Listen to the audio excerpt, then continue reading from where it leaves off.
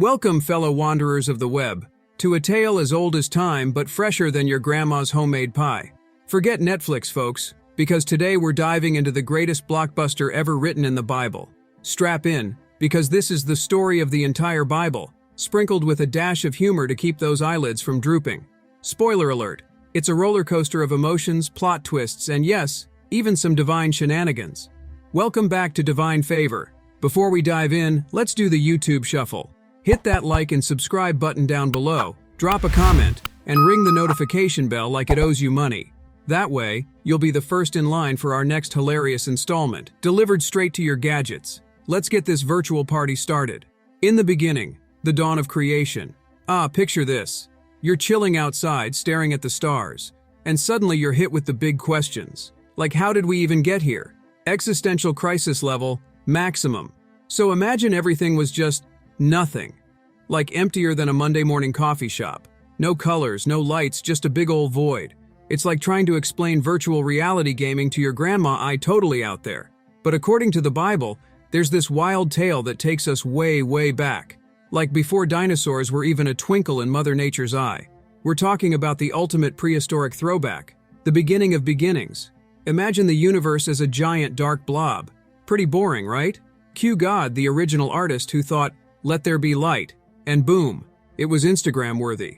He then went full HGTV on the place, creating seas, skies, and Starbucks. Okay, maybe not Starbucks, but definitely everything else, including avocado trees because hello guacamole. Life began underwater because even God knew the sequel, land animals, needed an epic origin story. Then came humans because someone had to appreciate the sunsets and compile epic playlists. Adam and Eve had it all in the Garden of Eden. The first all-you-can-eat buffet. The earliest instance of naked and not afraid, and chores that didn't involve taxes. But the plot thickens.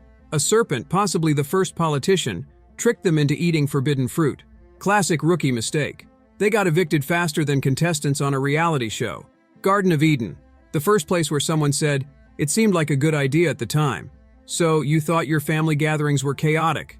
Let's take a dive into some biblical narratives that make your Aunt Edna's overcooked turkey fiasco look like a walk in the Edenic park.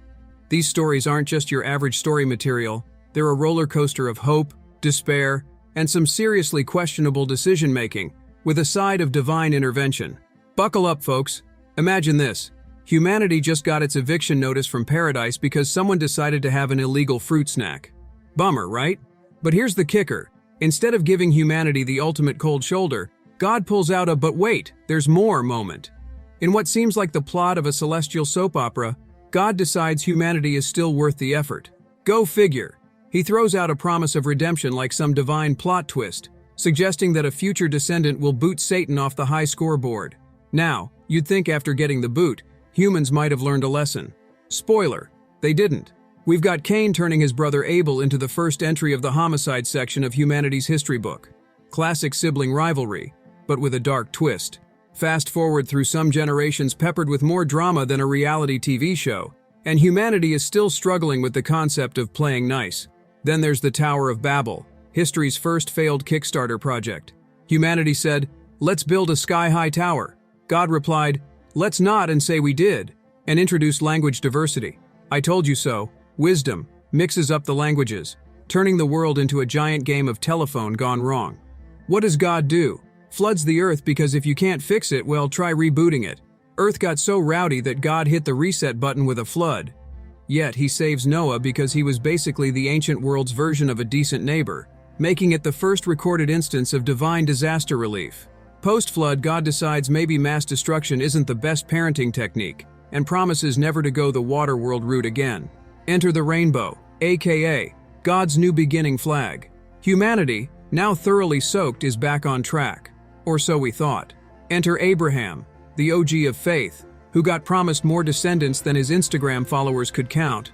A promise that seemed as likely as winning the lottery without buying a ticket. Abraham, now front and center, gets a celestial promise that his family tree will need some serious expanding. Despite being as skeptical as a cat offered a bath, Abraham decides to roll with it, introducing hope like a sneak peek of the season finale where everything turns out okay. Abraham's lineage bore Israel. Cue dramatic music as Joseph's life takes us from favored son to slave, then jailbird, and finally, Egypt's prime minister. It's a rags to riches story with more twists than a pretzel factory, showing that even in the darkest plots, hope can make a cameo. Initially welcomed in Egypt, fast forward and the Israelites find themselves in an extended stay in Egypt, courtesy of Pharaoh's not-so-warm hospitality, aka slavery. Enter Moses, the reluctant hero with a stutter, tasked with leading Hebrew deliverance featuring plagues, parting seas, and a lot of walking. The journey wasn't without its trials, so Moses goes up Sinai for a divine meet and greet, leaving behind a people who apparently had the memory span of a goldfish. By the time he returns, it's golden calf chaos. Yet through some heavenly negotiation, the covenant gets a reboot. Jumping ahead, Joshua takes the lead, turning Canaan into the latest Israelite settlement. What follows is the era of judges, a monarchy setup, and a clear illustration that putting all your hopes in human kings is like expecting a cat to pass up a moving laser pointer. King Saul was like that first pancake you make, a bit iffy. Then came David, the underdog turned hero, who slayed Goliath with the finesse of a ninja. His playlist, aka the Psalms, tops the ancient charts. Unfortunately, his reign got a bit complicated. Here's looking at you, Bathsheba. Solomon, his son, started strong with wisdom but ended up in a complicated relationship status with his 700 wives, pulling him towards every deity on the block. This soap opera led to a kingdom split, showcasing that even divine dramas have spin-offs. The prophets then entered stage left, acting as divine PR managers, reminding everyone of the ultimate plot twist yet to come: the Messiah. The dawn of a new king. Spoiler alert. He's got superpowers. Enter Jesus, born in a stable because all hotels were booked. Talk about humble beginnings. He turned water into wine at a wedding, proving he was the ultimate party guest. His mission? To save humanity from their own plot twists. His teaching style? Parables that made you go, aha and huh, in the same moment. His miracles? Walking on water because who needs boats and feeding thousands, making him the first to truly understand crowd catering. Despite his rock star status, he faced haters. But like any epic hero, Jesus had the ultimate comeback. Resurrection. Mic drop. After Jesus' ultimate plot twist, resurrection, not a spin-off, his followers, boosted by the Holy Spirit, became ancient influencers, sharing the good news like the first viral TikTok. Their message? A simple yet revolutionary idea. Faith in Jesus offers a behind-the-scenes pass to eternity, and despite facing trolls and actual lions, they penned part of the sequel, ensuring the story continued. Why this epic is more than just ancient history. There you have it, folks, from in the beginning to amen.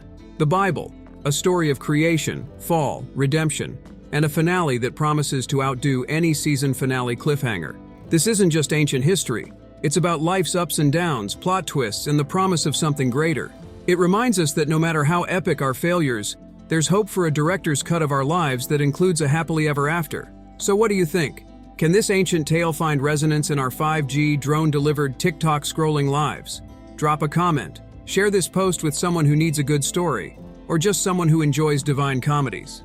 Because in the end, we're all part of this epic saga, writing our chapters hopeful for our own redemption arc.